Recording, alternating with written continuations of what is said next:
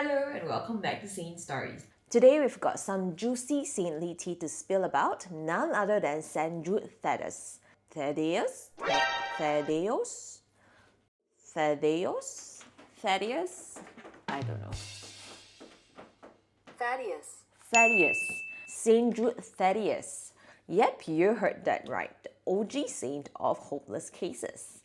You might know him as the guy to turn to when life hits rock bottom, but trust me, his life is way more than that. Plus, did you know that the brand new Tengah Catholic Church is named after him? Yep, so let's learn about why St. Jude is such a big deal. Welcome to Saint Stories. St. Jude Thaddeus, also known as Judas Thaddeus, not to be confused with Judas Iscariot, was one of the 12 apostles. And get this, he wasn't just any apostle, he was actually related to Jesus. Yep, cousin status. So it says here that Jude's mother, Mary, was referred to as a cousin of Jesus' mother, also named Mary, while Jude's father, Cleophas, was the brother of Saint Joseph. Super related.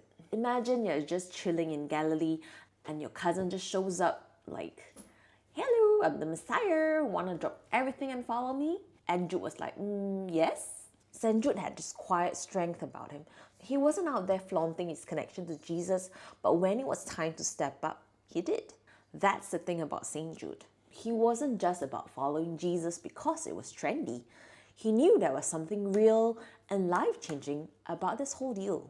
Now, after Jesus' death and resurrection, St. Jude wasn't just about to sit back and reminisce about the good old days. Nope, he had a mission. Tradition tells us that Jude went far and wide, like crossing deserts and seas wide, to places like Mesopotamia, Libya, and Persia. He wasn't rolling up to cozy congregations either. Oh no, he was hitting up places that were hostile to this whole Jesus is Lord message. Imagine this, dust in his sandals, hunger gnawing at his stomach, hostile crowds giving him the side eye. But Jude didn't flinch. He was like, bring it on, I know who I'm walking with. And his message crystal clear. Keep the faith. Fight off false teachings. And he wasn't afraid to call out nonsense either. And that's why his letter in the Bible, the letter of Jude, is straight up no nonsense. Hey Gabriel. Jude was like, don't let fake news mess with your Jesus vibes. Okay, so you know how St. Jude is often depicted with a flame on his head? That's a nod to the Pentecost when the Holy Spirit descended upon the apostles like tongues of fire. The flame symbolizes that St. Jude, like the other apostles, were filled with the Holy Spirit, empowered to go out and spread the gospel fearlessly.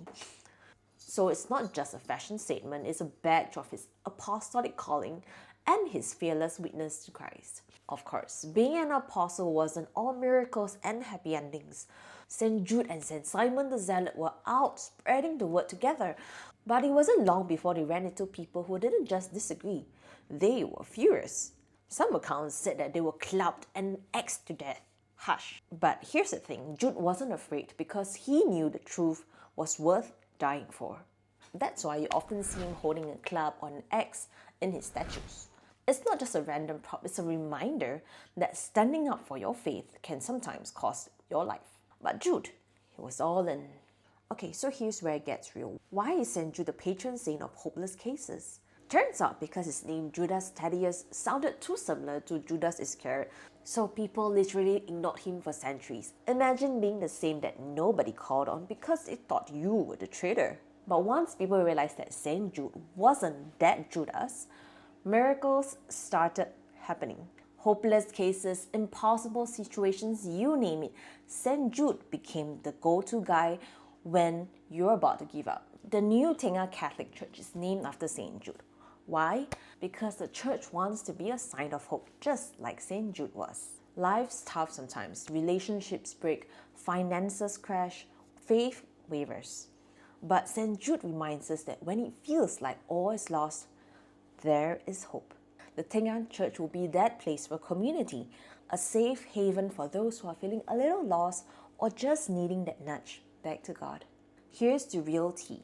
St. Jude isn't just some saint on a statue or some saint you pray to when you're desperate. He's a friend who's rooting for you through thick and thin. He knows what it's like to be misunderstood and overlooked, yet he never gave up. So next time life's a hot mess, talk to St. Jude. He gets it.